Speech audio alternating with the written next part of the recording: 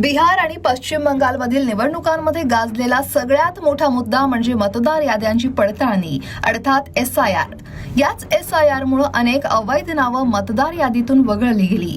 पण निवडणूक आयोग सत्ताधाऱ्यांच्या सोयीसाठी SRI राबवत आहे असा एक आरोप करत अनेकांनी सुप्रीम कोर्टात धाव घेतली। याच मुद्द्यावर सुप्रीम कोर्टाने अंतिम आणि ऐतिहासिक निर्णय दिलाय। सुप्रीम कोर्टाने या प्रक्रियेला पूर्णपणे वैध आणि संवैधानिक ठरवलंय। सरन्यायाधीश सूर्यकांत आणि न्यायमूर्ती जॉय मल्ल्या बागची यांच्या खंडपीठानं SIR विरोधातल्या याचिका फेटाळल्यात। कोर्टानं कोणत्या 5 महत्त्वाच्या मुद्द्यांवर हा निर्णय दिला पाहूयात।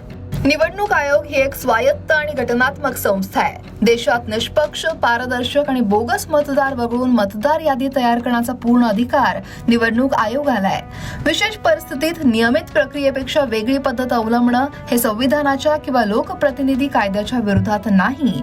त्यामुळे SIR मोहीम कायदेशीररित्या पूर्णपणे योग्य आहे। बिहारमध्ये ही प्रक्रिया सुरू झाल्यानंतर आयोगानं पडताळणीसाठी 11 अधिकृत दस्तऐवज निश्चित केले, पण नंतर आमच्या आदेशानुसार यात आधार कार्डचाही समावेश करण्यात आला। त्यामुळे निवडणूक आयोगानं मागितलेली कागदपत्र मनमानी किंवा जाचक आहेत हा याचिकाकर्त्यांचा युक्तिवाद आम्ही स्वीकारू शकत नाही। या प्रक्रियेत एखाद्या व्यक्तीचं नाव मतदार यादीतून हटवलं गेलं तर व्यक्तीचं भारताचं नागरिकत्व संपलंय असा अर्थ होत नाही। निवडणूक आयोगाचे अधिकार क्षेत्र मर्यादित आहे। एखाद्या व्यक्तीचं नाव मतदार यादीत जोडायचं की काढायचं याच मर्यादेत आयोग नागरिकत्वाचा विषय हाताळू शकतो। एखादी व्यक्ती भारताचा नागरिक आहे की नाही हे ठरवण्याचा अधिकार निवडणूक आयोगाकडे नाही, तर ते काम केवळ संविधानानं नियुक्त केलेल्या सक्षम प्राधिकाऱ्याचं आहे। निवडणूक आयोगाची ही विशेष मोहीम जनप्रतिनिधित्व अधिनियम आणि त्याच्याशी संबंधित असलेल्या कोणत्याही नियमांचं उल्लंघन करत नाही। या संदर्भात वकिलांनी काय माहिती दिली आहे पाहूयात। माननीय सुप्रीम कोर्ट ने कहा है SIR बिल्कुल संविधान के अनुरूप है, रिप्रेजेंटेशन ऑफ पीपल एक्ट के अनुरूप है, कंडक्ट ऑफ इलेक्शन रूल के अनुरूप है और SIR बिल्कुल आवश्यक है। फ्री एंड फेयर इलेक्शन के लिए जरूरी है कि कोई भी गलत व्यक्ति का नाम वोटर लिस्ट में नहीं होना चाहिए। एक और भी महत्वपूर्ण कार्य किया है माननीय सुप्रीम कोर्ट ने अपने जजमेंट में कहा है कि इलेक्शन कमीशन के पास वो आंकड़ा है जिन लोगों का नाम कटा है, उन सारे डिटेल्स को, उन सारे नामों को वो ट्रिब्यूनल को दे दें, जिससे ट्रिब्यूनल में जाके उनका कंफर्म हो जाए कि जिन लोगों का नाम कटा हुआ है उसमें से कितने भारतीय हैं और कितने विदेशी हैं। माननीय सुप्रीम कोर्ट ने कहा SIR के आधार पर ये नहीं स्टेब्लिश हो सकता है कि हाँ जितने नाम कटे हैं वो सारे के सारे विदेशी हैं।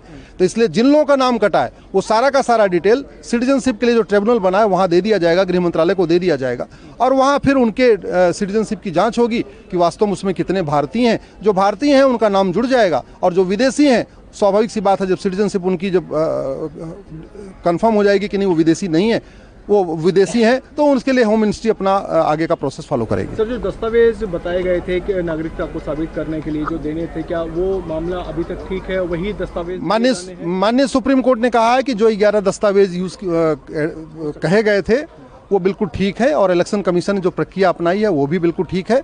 SIR जो किया गया वो भी बिल्कुल ठीक है।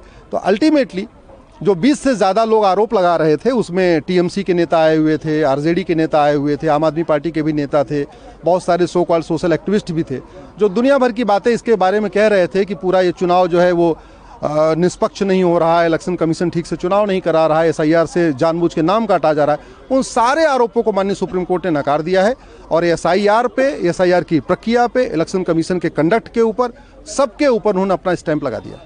सर, आधार के बारे में भी कुछ कहा है सुप्रीम कोर्ट ने? आधार के बारे में उन्होंने कहा है कि जो आधार उन्होंने उस समय 12वें डॉक्यूमेंट के रूप में एक्सेप्ट किया था वो ठीक है। आगे से क्या करना है वो इलेक्शन कमीशन देखेगा। बिहारपासून सुरू झालेल्या SIR प्रक्रियेची व्याप्ती आता राष्ट्रीय पातळीवर गेली आहे। महाराष्ट्रातही आता SIR प्रक्रिया सुरू होतीये। या पार्श्वभूमीवर सुप्रीम कोर्टाने ही प्रक्रिया वैध असल्याचा निर्णय दिल्यानं आता तरी या वादावर पडदा पडेल अशी अपेक्षा व्यक्त होतीये। या प्रक्रियेवर तुमचं मत काय आहे? कमेंट नक्की करा आणि लोकमत सबस्क्राईब करायला विसरू नका।